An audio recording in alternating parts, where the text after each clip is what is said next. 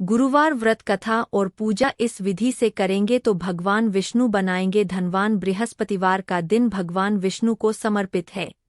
कहते हैं कि जो व्यक्ति हर गुरुवार भगवान विष्णु की पूजा करता है और गुरुवार की कथा सुनता है, गुरु बृहस्पति की और भगवान विष्णु की कृपा से उनकी सभी परेशानियां दूर हो जाती है। लेकिन गुरुवार की व्रत कथा और पूजा के कुछ नियम हैं जिनका बड़ी ही सावधानी से पालन करना चाहिए। आइए जाते हैं गुरुवार के व्रत कथा और व्रत से जुड़े नियम। गुरुवार व्रत पूजा कथा में कई ऐसी बातें बताई गई है जिन्हें मनुष्य को ध्यानपूर्वक अपनाना चाहिए।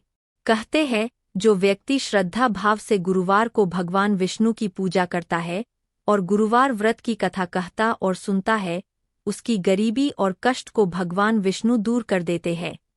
जीवन में सुख समृद्धि के लिए गुरुवार के दिन आप भी इस गुरुवार व्रत कथा को सुने या पढ़ें। बृहस्पतिवार के दिन सूर्योदय से पहले ही उठें और नित्यकर्म से निवृत्त होकर पीले रंग के वस्त्र पहनें। इसके बाद पूरे घर में गंगाजल छिड़के। इसके बाद पूजा घर में श्रीहरि विष्णु की मूर्ति या चित्र स्थापित करें। फिर पीले रंग के गंधपुष्प और अक्षत चढ़ाएं। इसके बाद चनागुड़ और मुनक्का चढ़ाकर विधि विधान से पूजन शुरू करें। इसके बाद धर्मशास्त्रार्थ तत्वज्ञ ज्ञान विज्ञान पारग विविधार्थिराचिन्ते देवाचार्य नमोस्तुते मंत्र का जप करें। इसके बाद व्रत की कथा पढ़ें। कथा पढ़ने के बाद केले के पेड़ में जल चढ़ाएं। मंत्रोच्चार के बाद बृहस्पतिवार व्रत की कथा पढ़ें। यह इस प्रकार से है कि प्राचीन समय की बात है। भारतवर्ष में एक राजा राज्य करता था। वह बड़ा प्रतापी और दानी था। वह नित्य गरीबों और ब्राह्मणों की सेवा सहायता करता था। वह प्रतिदिन मंदिर में भगवान दर्शन करने जाता था, लेकिन यह बात उसकी रानी को अच्छी नहीं लगती थी। वह नहीं पूजन करती थी और नहीं दान करने में उसका मन लगता था। एक दिन राजा शिकार खेलने वन को गए हुए थे तो रानी और दासी महल में अकेली थी।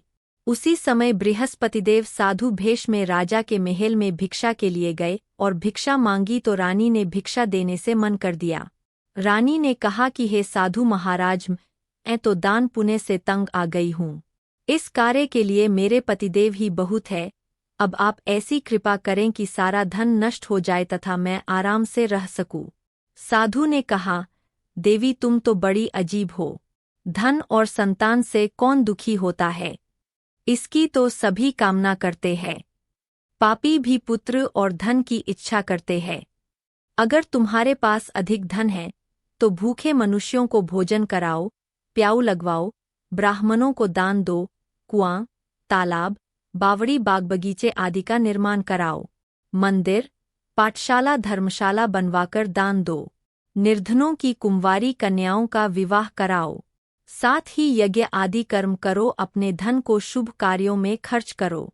ऐसे करने से तुम्हारा नाम परलोक में सार्थक होगा एवं स्वर्ग की प्राप्ति होगी। लेकिन रानी पर उपदेश का कोई प्रभाव न पड़ा। वह बोली, महाराज मुझे ऐसे धन की आवश्यकता नहीं जिसको मैं अन्य लोगों को दान दूं, जिसको रखने और संभालने में ही मेरा सारा समय नष्ट हो जाए। अब आप ऐसी कृपा करें कि सारा धन नष्ट हो जाए तथा मैं आराम से रह सकूं। साधु ने उत्तर दिया, यदि तुम्हारी ऐसी इच्छा है तो जैसा मैं तुम्हें बताता हूँ तुम वैसा ही करना। बृहस्पतिवार को घर को गोबर से लीपना, अपने केशों को पीली मिट्टी से धोना। राजा से कहना वह बृहस्पतिवार को हजामत बनवाए। भोजन में मांस मदिरा खाना और कपड़ा धोबी के यहाँ धुलने डालना। ऐसा करने से 7 बृहस्पतिवार में ही आपका सारा धन नष्ट हो जाएगा। इतना कहकर वह साधु महाराज वहाँ से अंतर्धान हो गए। इसके बाद रानी ने वही किया जो साधु ने बताया था। 3 बृहस्पतिवार ही बीते थे कि उसका समस्त धन संपत्ति नष्ट हो गया और भोजन के लिए राजा रानी तरसने लगे। तब एक दिन राजा ने रानी से कहा कि तुम यहाँ पर रहो, मैं दूसरे देश में चाकरी के लिए चला जाऊं, क्योंकि यहाँ पर मुझे सभी मनुष्य जानते हैं, इसलिए कोई कार्य नहीं कर सकता। देश चोरी परदेश भीख बराबर है। ऐसा कहकर राजा परदेश चला गया। वहां जंगल को जाता और लकड़ी काटकर लाता और शहर में बेचता। इस तरह जीवन व्यतीत करने लगा। इधर राजा के बिना रानी और दासी दुखी रहने लगीं। किसी दिन भोजन मिलता और किसी दिन जल पीकर ही रह जाती। एक समय जब रानी और दासियों को 7 दिन बिना भोजन के रहना पड़ा, तो रानी ने अपनी दासी से कहा, हे दासी, पास ही के नगर में मेरी बहन रहती है। वह बड़ी धनवान है। तू उसके पास जा आ और 5 सेर बेझर मांग कर ले आ, ताकि कुछ समय के लिए थोड़ा बहुत गुजर बसर हो जाए। दासी रानी की बहन के पास गई। उस दिन बृहस्पतिवार था। रानी का बहन उस समय बृहस्पतिवार की कथा सुन रही थी। दासी ने रानी की बहन को अपनी रानी का संदेश दिया, लेकिन रानी की बहन ने कोई उत्तर नहीं दिया। जब दासी को रानी की बहन से कोई उत्तर नहीं मिला तो वह बहुत दुखी हुई। उसे क्रोध भी आया। दासी ने वापस आकर रानी को सारी बात बता दी।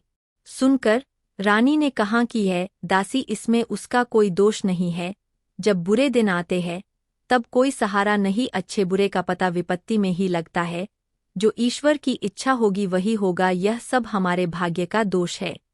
यह सब कहकर रानी ने अपने भाग्य को कोसा। उधर रानी की बहन ने सोचा कि मेरी बहन की दासी आई थी, लेकिन मैं उससे नहीं बोली, इससे वह बहुत दुखी हुई होगी। कथा सुनकर और पूजन समाप्त कर वह अपनी बहन के घर गई और कहने लगी, हे बहन, मैं बृहस्पतिवार का व्रत कर रही थी। तुम्हारी दासी गई, लेकिन जब तक कथा होती है तब तक न उठते हैं और न बोलते हैं, इसीलिए मैं नहीं बोली। कहो, दासी क्यों गई थी? रानी बोली, बहन, हमारे घर अनाज नहीं था। ऐसा कहते कहते रानी की आंखें भर आई। उसने दासियों समेत 7 दिन तक भूखा रहने की बात भी अपनी बहन को बता दी।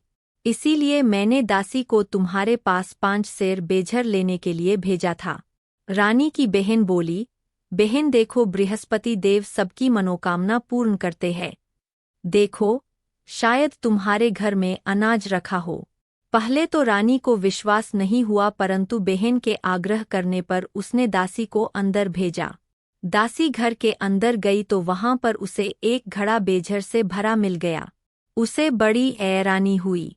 उसने बाहर आकर रानी को बताया। दासी रानी से कहने लगी, हे रानी, जब हमको भोजन नहीं मिलता तो हम व्रत ही तो करते हैं, इसलिए क्यों न इनसे व्रत और कथा की विधि पूछ ली जाए, हम भी व्रत किया करेंगे।